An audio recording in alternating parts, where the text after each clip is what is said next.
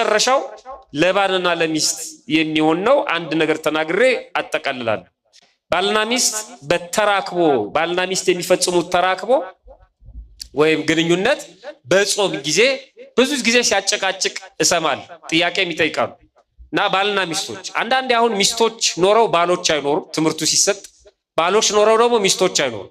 እንደ ወራጅ ውሃ የሰማው ሲያልፍ ያልሰማው ደግሞ ይመጣል። ስለዚህ ጥያቄዎች ሁሉ ጊዜ አዲስ ይሆናሉ። እና በትዳር ዓለም ያለን ሰዎች በጾም ጊዜ ብቻ ሳይሆን በአምስቱ የግዝት በዓላትም ተራክቦ አይፈቀድም። የማይፈቀድበት ምክንያት መጽሐፍ ቅዱስ ላይ የሰፈረ ነው። መጽሐፍ ቅዱስ ላይ የተጻፈ ነው። ይሄ እኔ የምናገረው አይደለም። በመጀመሪያ ሲጀምር ትዳር በራሱ በክርስትና ማለት ነው የተከበረ የባልና የሚስት ውህደት አንድ መሆን የተከበረ ነው፣ ንጹህ ነው። ዕብራውያን ምዕራፍ 13 ቁጥር 4 ላይ መጋባት በሁሉ ዘንድ ክቡር ነዋል። በሁሉ ዘንድ ማለት ምን ማለት ነው? በሰውም በእግዚአብሔርም ማለት ነው። በሁሉ ዘንድ ማለት ምን ማለት ነው? በተጋቢዎቹም በሚያጋቡትም ዘንድ ማለት ነው። በተጋቢዎቹ ቤተሰብ፣ በሚያጋቡት ካህናት፣ በአገልጋዮቹ በሚጋቡትም በሰማይም በምድርም በሁሉም ዘንድ በዓለማዊ ሕግም ማለት ነው በመንፈሳዊ በሁሉም ዘንድ መጋባት የተከበረ ነው። መኝታውም ንጹህ ነው ይላል። እየሰማችሁ ነው? መጋባት መኝታው ንጹህ ነው። የባልና የሚስት አልጋ ላይ መቀመጥ ነውር ነው የሚባለው ለዚህ። አልጋቸውን ባልና ሚስት ለካህን ካልሆነ በስተቀር ለእንግዳ አይለቁ፣ ክልክል ነው። ማንም ሰው የባልና የሚስት አልጋ ላይ አይቀመጥ። አንዳንድ ሰዎች አልጋ ላይ ቁጭ በሉ ብለው ሲጋብዙ አይ የላጤ አልጋ እኮ ነው ቁጭ በል ይባላል። አንዳንዴ ማለት የባለ ትዳር አልጋ ይከበራል። መኝታ የሚለው ግን እሱን አይደለም፣ ፍራሹን አንሶላውን አይደለም።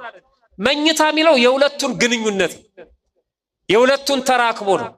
የሁለቱ ግንኙነት ንጹህ ነው፣ ኃጢአት አይደለም፣ ዝሙት አይደለም፣ በጋብቻ የተፈቀደ ነው፣ በእግዚአብሔር በቤተክርስቲያን ስርዓት የተፈቀደ ነው።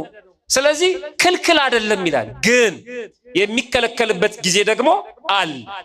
አንደኛ በሰንበት ቅዳሜና እሑድ፣ ሁለተኛ እነዚህ ሶስቱ የግዝት በዓላት፣ አንዱ 21 የእመቤታችን፣ ሁለተኛው 12 የቅዱስ ሚካኤል መላእክቱን ይወክላል፣ 29 ባለወልድ የምንለው እና ቅዳሜና እሑድ 5። ሌላው ስጋው ደግሞ ለመቀበል ስናስብና ስጋው ደግሞ ከተቀበልን በኋላ ስጋው ደግሞ ለመቀበል ስናስብ 3 ቀን፣ ስጋው ደግሞ ከተቀበልን በኋላ 2 ቀን በተራክቦ መገናኘት አይፈቀድም። ቢሆንም ንጹህ ቢሆንም ይልና አንደኛ ቆሮንቶስ ምዕራፍ 7 ላይ ሲናገር የመጨረሻ ጥቅስ ነው። አንደኛ ቆሮንቶስ ምዕራፍ 7 ላይ እንደዚህ ይላል፣ ሚስት በገዛ ስጋዋ ላይ ስልጣን የላትም ይላል። ልብ አድርጉ። ሚስት በገዛ ስጋዋ ላይ መቼ? ሚስት ከሆነች በኋላ። ሚስት ሳትሆን አይደለም። ሚስት ሳትሆን በገዛ ስጋዋ ስልጣን አላት። ሚስት ከሆነች በኋላ ግን በገዛ ስጋዋ ላይ ስልጣን የላትም። ስልጣን ሁሉ ለባሏ ነው ይላል። ልብ አድርጉ። ባሏ ነው በዛ አካል ላይ የሚያዝበት ይላል። ባልም በገዛ ስጋው ላይ ስልጣን የለውም። መቼ? ባል ከሆነ በኋላ። በገዛ ስጋው ላይ የምታዘው ሚስቱ ናት ይላል። ተመልከቱ። እርስ በርስ አትከላከሉ ይላል።